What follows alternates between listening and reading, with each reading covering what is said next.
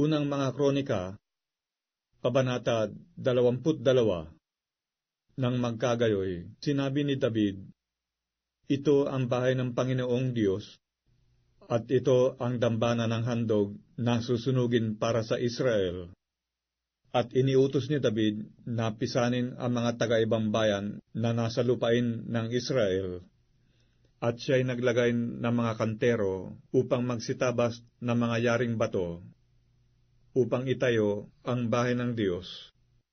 At si David ay naghanda ng bakal na sagana na mga pinakapako sa mga pinto ng mga pintuang daan, at sa mga sugpong, at tanso na sagana na walang timbang, at mga puno ng sedro na walang bilang. Sapagkat ang mga Sidonyo at ang mga taga-Tiro ay nangagdala kay David ng mga puno ng sedro na sagana.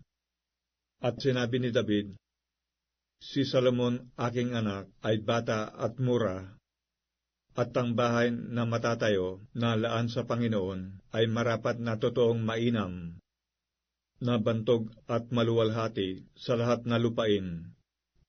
Aking ang ipaghahanda." Sa gayoy naghanda si David ng sagana bago sumapit ang kanyang kamatayan.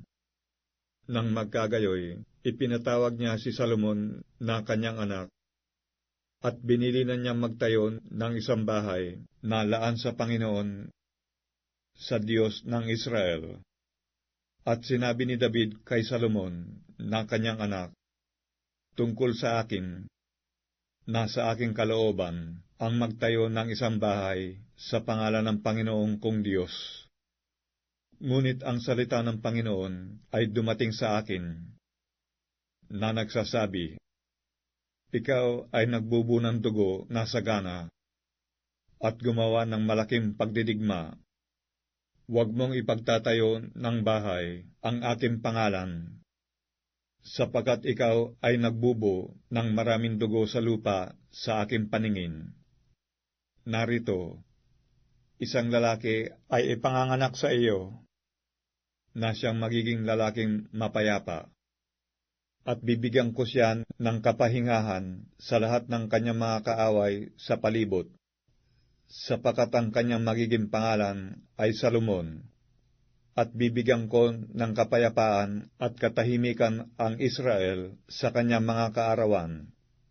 Kanyang ipagtatayo ng bahay ang aking pangalan, at siya'y magiging aking anak, at ako'y magiging kanyang ama, at aking itatatag ang luklukan ng kanyang kaharian sa Israel magpakailanman. Ngayon, anak ko, ang Panginoon ay sumaiyo, at guminhawa ka, at iyong itayo ang bahay ng Panginoon mong Diyos, gaya ng kanyang sinalita tungkol sa iyo. Pagkalooban ka lamang ng Panginoon ng pagmumuni-muni at pagkakilala, at bigyan kanya ng bilin tungkol sa Israel, na anupat inyong maingatan ang kautusan ng Panginoon mong Diyos. Kung magkagayoy, giginhawa ka, kung isasagawa mo ang mga palatuntunan at ang mga kahatulan na ipinili ng Panginoon kay Moises tungkol sa Israel. Ikaw ay magpakalakas at magpakatapang. Huwag kang matakot o manglupaypay man. Ngayon, narito, sa aking karalitaan ay ipinaghanda ko ang bahay ng Panginoon ng 100,000 talentong ginto, at 1,000,000 talentong pilak, at ng tanso at bakal na walang timbang. Dahil sa kasaganaan, gayon din ng kahoy at bato ay naghanda ako, at iyong madadagdagan. Bukod dito'y may kasama kang mga manggagawa na sagana, mga mananabas ng bato at manggagawa sa bato at sa kahoy, at lahat ng mga tao na bihasa sa anumang gawain, sa ginto, sa pilak, at sa tanso, at sa bakal, walang bilang. Ikaw ay bumangon at iyong gawin. at ang Panginoon ay sumaiyo. Iniutos naman ni David sa lahat na prinsipe ng Israel na tulungan si Solomon na kanyang anak na sinasabi, "Hindi ba ang Panginoon ninyong Diyos ay sumasa inyo? At hindi ba binigyan niya kayo ng kapahingahan sa lahat na dako? Sapagkat kanyang ibinigay ang mga mananahan sa lupain sa aking kamay.